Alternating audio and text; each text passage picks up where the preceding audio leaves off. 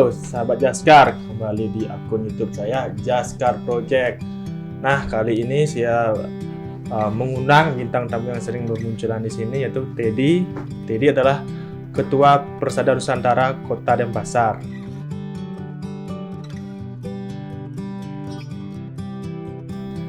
Bagaimana keadaannya Bung Teddy? Apakah masih sehat?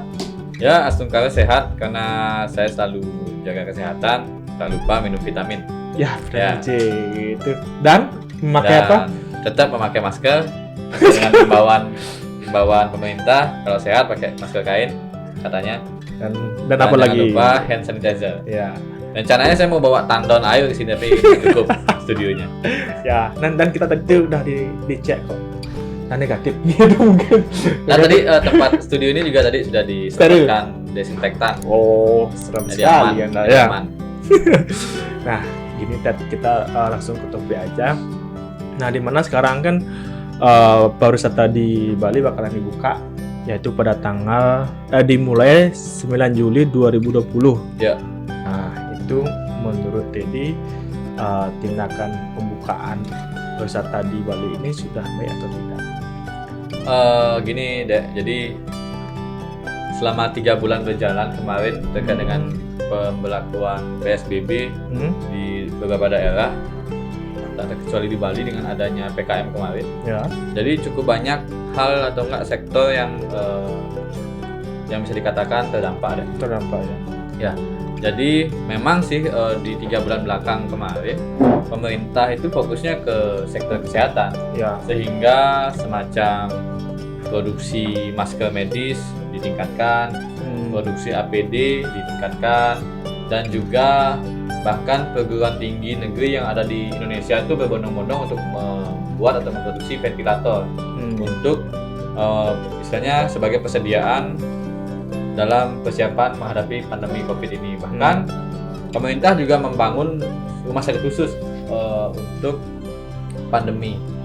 Nah, 3 bulan berjalan itu kan otomatis banyak hal yang diberhentikan, misalnya kayak apa, sektor pariwisata. Jadi penerbangan ke dalam maupun ke luar negeri itu sekiranya dibatasi. Ya. Dibatasi, bahkan antar provinsi itu pun dibatasi dengan surat dari gugus tugas. Jadi ada beberapa kriteria yang harus dipenuhi oleh calon penumpang untuk bisa terbang atau enggak pergi ke daerah yang lain. Kayak gitu. Nah, dengan adanya batasan itu kan otomatis Bali sebagai pulau yang atau enggak provinsi daerah yang mengandalkan pariwisata, bahkan lebih dari 60%-nya itu berasal dari sektor wisata, ya lumpuh. Jadi bisa kita lihat sendiri gimana ribuan atau puluhan ribu kamar yang disediakan oleh Bali itu tak lebih dari 10% yang terisi. Jadi kamar-kamar itu banyak sekali. Teman-teman kita yang bekerja di sektor pariwisata itu terkena dampak, dirumahkan, di PHK kayak gitu. Kan jadi banyak ya. Dan itu tentu melemahkan daya beli masyarakat di bawah.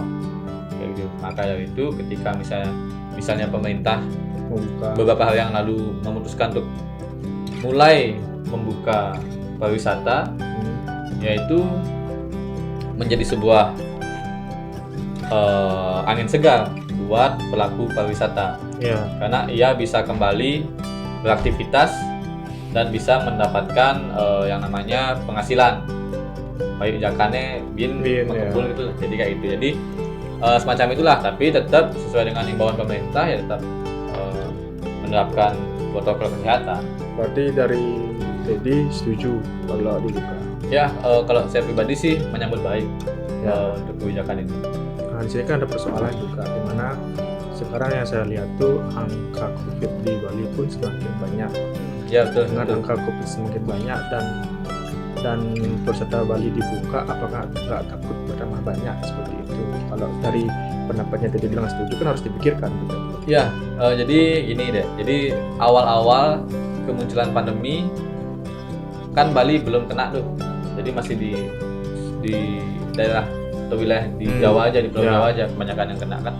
Nah, ketika pasien positif COVID di Bali ditemukan dan sudah mulai banyak, itu kan yang pertama kali ditakutkan kan adalah import case atau kasus dari pekerja migran, atau enggak dari warga negara asing, kan kayak gitu ya.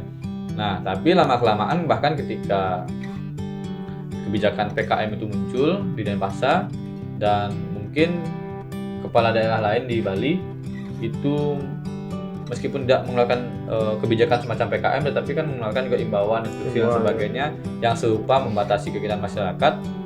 Kok malah dalam tanda kutip transmisi lokal tuh makin bertambah. Makanya kan bahkan seminggu belakangan ini atau enggak hari-hari belakangan ini kan banyak sekali transmisi lokal tuh bertambah. Tidak hanya di Denpasar, di tempat lain pun banyak bertambah, kan kayak gitu. Nah, apa sih penyebab transmisi lokal ini bertambah? Kan itu menjadi pertanyaan. Nah, yang pertama, kalau menurutku sih sebagai orang yang sangat berpikiran positif, jadi aku berpikir bahwa pemerintah telah mampu untuk melakukan tes secara masif. Maksudnya tes dengan kapasitas atau enggak kuantitas yang lebih banyak dibanding sebelumnya. Jadi mereka melakukan tes di tempat-tempat yang dianggap sebagai tempat yang rawan untuk menyebarkan, misalnya apa? Karena kemarin sempat pasar menjadi epicentrum baru nih buat COVID-19. Jadi mereka banyak melakukan tes. Jadi rapid test dilakukan. Jika ada yang reaktif langsung di tes swab. Nah, tes swab PCR itu. Jadi dengan meningkatnya kapasitas kuantitas pemerintah dalam melakukan pengecekan, ya otomatis kalau logikanya ya kasus akan semakin bertambah. Nah, ini menarik secara logika gitu kan. Logika, terus yang saya pertanyakan mungkin tampaknya di sini kinerja dan pergerakan pemerintah dengan memberantas virus COVID di Bali ini sudah maksimal atau belum? Soalnya kan nanti hubungannya pas Bali dibuka di normal terus takutnya nggak siap gitu. Iya. Jadi sebenarnya ketika kita bilang apakah pencegahan atau penanggulangan pandemi COVID-19 di Bali efektif atau enggak, itu kan relatif deh ya. Jadi sangat relatif. Jadi kalau kita lihat secara gamblang, kita lihat langsung di lapangan, ya di mana-mana, di desa, bahkan di Banjar pun masyarakat secara gotong royong itu membangun posko Satgas Covid. Jadi ketika kita ke Banjar manapun atau enggak ke desa manapun yang ada di Bali, pasti ada petugas Satgas atau enggak pasti ada Satgas COVID-19 di sana. Dan di sana kan mereka gotong royong untuk menjaga wilayahnya. Kayak gitu, menjaga wilayahnya. Bahkan beberapa desa di Denpasar, karena aku di Denpasar tinggal, jadi setiap pagi itu selalu menyemprotkan desinfektan di wilayah desanya. Kayak gitu. Jadi kalau dibilang efektif tidaknya, setidaknya masyarakat sudah menunjukkan bahwa usahanya itu maksimal masyarakat. Tapi ketika misalnya kita melihat pemerintah, ada beberapa hal sih yang menjadi pertanyaan sebenarnya terkait dengan langkah-langkah pemerintah dalam mencegah penyebaran COVID-19. Misal seperti kebijakan operasional, batas operasional toko dan sebagainya itu hanya sampai jam 9 malam. Itu kan jadi banyak pertanyaan di masyarakat. Kenapa? Memangnya setelah jam itu virus COVID ini menyebar lebih masif atau tidak? Kan kita nggak tahu. Apakah ada penelitiannya, kan kita tidak tahu dan kita tidak pernah melihat publikasinya juga. Habis itu misalnya apalagi ya? Misalnya terkait dengan kebijakan pemerintah yang membatasi kegiatan-kegiatan masyarakat. Nah, misalnya kayak membatasi di Bali nih ya, membatasi aktivitas upacara adat tuh maksimal 25. Karena kan mulai masifnya imbauan ini kan di waktu menjelang hari raya Nyepi. Nah, jadi upacara Tawur Agung, Melasti dan semua tuh dibatasi maksimal 25 orang. Nah, jadi apa yang latar belakang itu juga kan kita kurang tahu juga, karena kan kita tahulah upacara di Bali itu besar-besar dan 25 orang akan sulit untuk menyelesaikan itu semua. Gitu. Jadi selain dengan munculnya kebijakan ya, aku sendiri mengharapkan pemerintah juga memberikan penjelasan yang tepat kepada masyarakat kenapa langkah ini diambil gitu sih. Perlunya penjelasan langsung dari biar masyarakat tuh ngerti ya jadinya. Iya. Karena memang ada pertimbangan dari masyarakat tuh bilang banyak persoalan mengenai jam buka, terus masalah banyak orang yang boleh datang di acara agama. Iya. Sedangkan itu kan misalkan kalau kita memang gini jaga jarak, ibarat satu orang, misalnya kalau memang aturan ini nggak boleh berkumpul ya berkumpul, tapi kalau boleh berkumpul, kalau ada batasan seperti itu harus ada gimana ya, harus ada mungkin keterangan dari dinas tuh biar paham semua masyarakatnya gitu ya. Ya, jadi itu yang tadi aku katakan. Jadi selain kebijakan yang di-share oleh pemerintah ya, penjelasan juga harus mengikuti kayak gitu. Edukasi mungkin ya.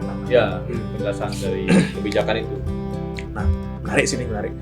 Nah, berarti dari Teddy setuju kalau Bali dibuka. Ya, ini normal. Ya, karena kan kita untuk kalau mengutip katanya presiden kita kan kita harus berdamai dengan pandemi COVID-19 kayak gitu. Jadi mungkin new normal adalah sebuah langkah atau kebijakan yang diambil oleh pemerintah dalam rangka tetap bisa beraktivitas, bisa tetap produktif, tapi tetap aman dari pandemi COVID-19. Kalau ya sekarang saya berpendapat sih, keluhan saya juga. Ya. Dimana saya bekerja di perusahaan kan. Mungkin saya juga mengharapkan seperti itu juga, bahwa saya mengharapkan Bali ini dibuka perusahaannya. Ya, betul. Karena ketika saya disuruh diam di rumah, nggak ada yang ngasih saya makan gitu. Iya, betul. Ngasih saya makan. Siapa dong yang nanggung? Biaya anak sekolah kan kita nggak ada nanggung. Mungkin sekarang pemerintah lebih gencar-gencar untuk menerapkan protokol COVID ini, seperti masker, sanitizer. Sekarang di setiap instansi kan selalu pasti menyediakan yang namanya tempat cuci tangan. Ya itu. Sekarang tinggal masyarakatnya aja mau bandel atau tidak. Saya lihat sih pemerintah sudah berupaya mencegah. Mungkin ada dari kitanya, mungkin dari masyarakatnya, mungkin setelah Bali Stanley ya Pulau Gajung gitu mungkin ya. Kalau Teddy melihat dari masyarakat Bali ini untuk melihat nanti ketika dibuka ini new normal ini kan, new normal ini, masyarakat Bali ini mau nggak mematuhi aturan gitu. Kalau ini cuma pandangan mungkin opini ya, pikiran liar mungkin ya. Opini kan bebas, kebebasan berpendapat kan di negara demokrasi kayak gini. Ya sih, jadi gimana bilang ya, apakah masyarakat akan disiplin dalam menaati imbauan atau enggak? Ya, kalau aku lihat sejak awal imbauan untuk diam di rumah sampai hari ini, itu masyarakat Bali khususnya itu cukup disiplin, cukup taat dalam menjalani yang namanya imbauan itu, diam di rumah, jaga jarak, menggunakan masker. Kalau bahkan teman-teman perlu tahu semua kalau beberapa desa, banyak desa bahkan di Bali itu membuat regulasinya sendiri untuk membatasi aktivitas masyarakatnya di desa kayak gitu, sehingga masyarakat di desa itu sangat taat dengan imbauan-imbauan yang dikeluarkan oleh aparat desa itu gitu. Jadi kalau misalnya aku lihat ya masyarakat Bali ini disiplin untuk menjalani imbauan-imbauan itu. Memang ada beberapa, tapi kan tidak banyak. Tetapi masalahnya yang disorot oleh media atau oleh pemerintah ketika muncul berita-berita terkait dengan masyarakat bandel dan sebagainya kan cuma beberapa aja, sebagian kecil. Ya memang sih kayak ibarat kuman yang kecil itu pun yang menarik untuk dilihat gitu. Yang mentaati itu banyak. Saya juga berterima kasih juga dari desa adat di Bali. Saya lihat sih semua desa adat di Bali itu gencar untuk menangani kasus kita harus acungi jempol kepada semua desa adat yang di Bali betul. karena sudah bahu-membahu gotong royong untuk menghadapi pandemi ini. Bahkan rela menjadi garda terdepan lah untuk menghadapi pandemi ini, Ya. untuk melindungi masyarakatnya kan. Terus saya lihat saya kan di desa saya seperti ini juga, saya lihat Ya. pagi, siang, malam itu pecalang di Bali itu tetap kontrol. Kontrol. Ya. Sekarang saya pengennya biar pecalang juga desa adat nggak capek. Kita juga pengen masyarakat Bali itu mau mematuhi gitu, saling Ya. mengerti gitu kan. Enak seperti itu kan? Ya, makanya kan new normal ini kan gimana ya? Istilah sebenarnya masyarakat ini lebih suka terjebak di dalam tatanan istilah deh. Jadi banyak sekali masyarakat ini yang mengira bahwa new normal ini adalah kembali beraktivitas normal sebelum kita bertemu dengan pandemi COVID ini. Padahal maksudnya new normal buat pemerintah itu adalah gimana ya? New normal adalah sebuah norma hidup baru, jadi kayak gitu. Jadi kita tetap beraktivitas tetapi dalam lingkup yang terbatas ya. dengan tetap mengedepankan protokol kesehatan. Jadi kan kalau kita bisa katakan belakangan ini sebulan belakang lah, karena new normal baru diterapkan sebulan kan. Itu kita tetap beraktivitas seperti biasa. Aku udah kerja kayak biasa. Cuman ada sektor-sektor yang masih dibatasi. Misalnya apa? Pendidikan. Karena pendidikan sangat rentan untuk penyebaran itu kan, penyebaran COVID. Jadi ya bidang pendidikan, mahasiswa-siswa masih belum boleh ke kampus ataupun sekolah untuk belajar seperti biasa. Itu maksudnya. Iya. Jadi kalau misalnya new normal dalam artian ketika kita beraktivitas normal sebelum bertemu dengan pandemi, itu bukan new normal namanya, back to normal. Kayak gitu. Jadi tatanan istilah aja sih yang perlu kita pahami sama-sama. Ya, saya juga berpendapat juga. Saya pengen ketika pemerintah mengeluarkan aturan atau aturan itu, lebih baik kita lihat dari kita sendiri dulu. Apakah kita sudah mematuhi atau belum? Jangan kita belum mematuhi, kita sudah mencerca aturan pemerintah atau yang buat pemerintah. Kalau memang kita sudah mematuhi, semua sudah mematuhi, kalau itu gagal, baru kita cocok ngomong jelek-jelekkan aturan atau buat. Tapi kalau kita belum pernah mencoba dan masyarakat masih bandel, terus kita menjelek-jelekkan pemerintah, yang saya harap sih itu salah gitu. Kalau itu pendapat saya. Dengan adanya new normal sekarang, Bali bakalan dibuka wisatanya, saya sih sangat pengen Bali ini cepat dibuka dan cepat kembali pulih gitu. Karena saya pengen kerja juga kan. Ibarat saya di rumah juga nggak kerja, nggak punya duit juga, nggak punya makan gitu. Siapa sih yang betah lama-lama di rumah? Aku pun udah nggak sabar nih nongkrong di warung kopi sampai jam 2. Sekarang cuma sampai jam 9 aja. Kita bingung mau ngobrol atau nongkrong di mana nih setelah jam 9. Kita bingung juga. Ya betul. Dan sekarang pun saya lihat juga tempat tongkrongan semuanya tuh sudah ada protokol COVID-nya. Saya lihat cuci tangan, terus disuruh bawa masker. Sebenarnya sekarang di Bali, khususnya di Bali, semua entah itu usaha, entah itu di pasar, semua ada kok tempat cuci tangan. Ada yang mengawasi harus pakai masker. Sekarang tergantung kita aja. Kalian nih pengen cepat-cepat kembali pulih seperti dulu, nongkrong bareng atau tidak gitu. Kalau kayak mau lama-lama seperti ini, ya kalian bandel aja. Tapi kalau kalian pengen kembali ke zaman dulu, berkumpul, taatilah aturan seperti itu. Karena semua tempat sudah ada protokol COVID-nya. Kalau di Bali, khususnya di Bali, semua sudah ada. Betul. Nah, untuk Teddy ini, kalau melihat seperti ini, apa sih pandangan Teddy dan keinginan Teddy nanti agar masyarakat nih dan Bali ini cepat pulih gitu. Keinginan Teddy seperti apa? Yang pertama gimana ya aku mau ngomong.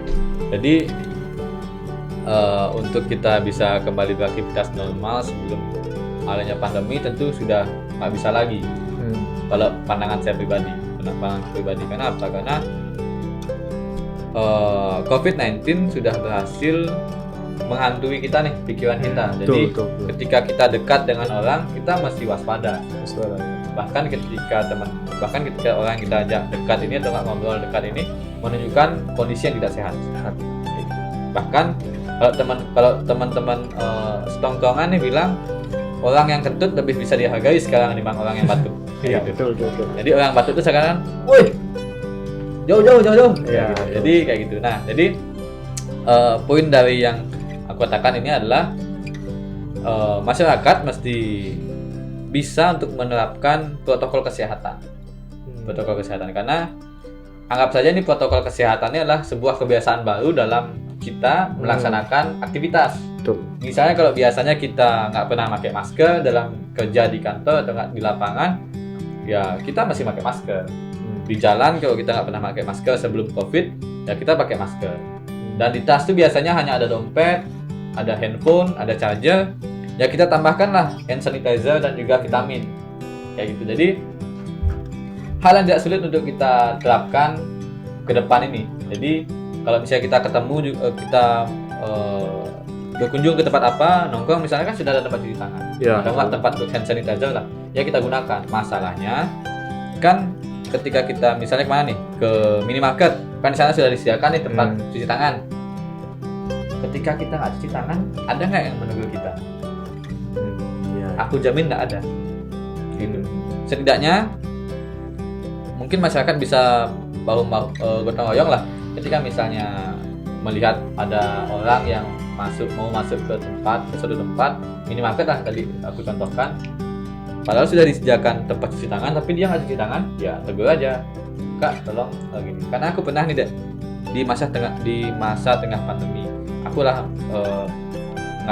ketika purnama kan udah terbiasa untuk sembahyang di pura. Jadi sempat aku ke sana sembahyang, dan masyarakat di sana tuh mengingatkan, maksudnya orang-orang di sana yang berjualan tuh mengingatkan bahwa, Dek, tolong cuci tangan sebelum masuk pura. Jadi kita tuh di tengah pandemi ini kita masih solid, kita masih saling mengingatkan untuk melawan pandemi COVID-19. Iya.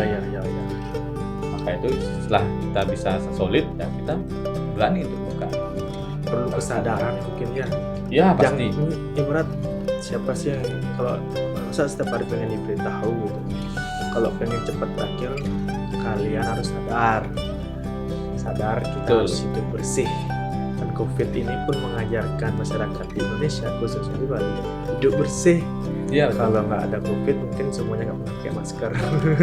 Ya lebih aware kita dengan adanya COVID. Jadi kalau misalnya teman-teman tuh ketika sebelum makan atau setelah makan, cuci tangan tuh hanya sekedar membasahi saja, membasahi tangan. Kini mesti menggunakan 7 langkah cuci tangan. Jadi itu sih yang bikin COVID ini cukup unik di masyarakat. Ya, cukup menarik sih. Yang pertama bahwa Teddy dan saya setuju kalau wisata dibuka, khususnya di Bali. Ya, Karena betul. angka pengangguran ini biar mendingan lah dikit. Mendingan. Dan juga kalau diam di rumah juga nggak ada ngasih duit juga kan. Iya. Dan makanya itu kita berdua setuju deh ya, setuju. Ya, kalau aku pribadi sepakat kalau pariwisata di Bali itu dibuka Dengan secara alasan bertahap. ya, dengan alasan yang diberikan juga sama Teddy tadi itu taati protokol. Ya, tapi protokol kesehatan. Jangan bengkung kalau istilah Bali. Udah bengkung nih. Bengkung, taati aturan. Dan jangan terlalu menjelek-jelekkan pemerintah. Lihat diri sendiri apakah kita tuh sudah benar atau tidak. Mungkin bukan menjelek-jelekkan pemerintah deh, lebih kepada mengkritik. Ya, jadi pemerintah ini kan banyak, apakah pemerintah provinsi atau pemerintah kota atau kabupaten. Nah, kalau menurutku sih kita sebagai netizen, karena aku netizen, dia adalah netizen dan kalian juga netizen. Jadi kalau bisa kita itu mengkritisi kebijakannya, polisinya yang dibuat, di kebijakan-kebijakan yang dibuat oleh pemerintah, bukan personalnya yang kita caci atau kita kritik. Jadi ini tidak ada hubungannya dengan personal. Ini adalah nggak ada hubungannya dengan personal karena ini bukan ruang lingkup politik corona ini. ya ini kan kebijakan publik, kebijakan publik. Jadi ya kita kritik kebijakannya, bukan personalnya kayak gitu. dewasalah menjadi netizen. Dewasalah. Ya. Kalau saya kadang-kadang nggak terlalu berani terlalu kritik karena saya tahu diri saya itu masih bandel gitu kan. Tapi saya masih belajar gitu. Dan kalian pun juga harus belajar menaati aturan semuanya, harus pakai masker, semuanya protokol kesehatan harus disiapkan gitu. Nah, karena perbincangan saya sudah habis nih, dan kita juga memang ngomongnya sudah setuju dengan alasan yang menurut saya sih alasan tadi itu masuk akal semuanya, harus pakai, harus taat dengan protokol gitu. Nah, sekian dari saya. Akhir kata saya ucapkan terima kasih.